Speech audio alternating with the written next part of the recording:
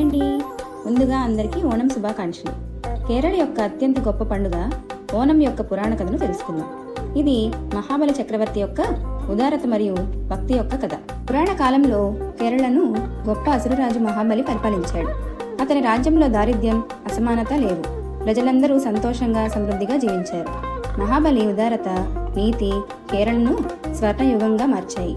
మహాబలి గొప్పతనం చూసి దేవతలు ఆశ్చర్యపోయారు. అతని భక్తిని పరీక్షించేందుకు శ్రీ మహావిష్ణువు వామనుడై ఒక చిన్న బ్రాహ్మణుడు బాలుడిగా కేరళకు వచ్చాడు. వామనుడు మహాబలి వద్దకు వెళ్లి 3 అడుగుల భూమి దానం చేయండి అని అడిగాడు. మహాబలి తన ఉదార స్వభావంతో వెంటనే అంగీకరించాడు. అప్పుడు వామనుడు తన దివ్య స్వరూపాన్ని చూపించాడు. తన మొదటి అడుగుతో భూమిని, 2వ అడుగుతో ఆకాశాన్ని కప్పాడు. 3వ అడుగుకు భూమి లేకపోవడంతో మహాబలి తన తలను వంచి నా తలపై అడుగు వేయండి అన్నాడు. వామనుడు అలాగే చేసి మహాబలిని పాతాళానికి పంపాడు. కానీ అతని భక్తికి మెచ్చి ఒక వరం ఇచ్చాడు. మహాబలి తన ప్రజలను ప్రతి ఏటా సందర్శించే వరం కోరాడు.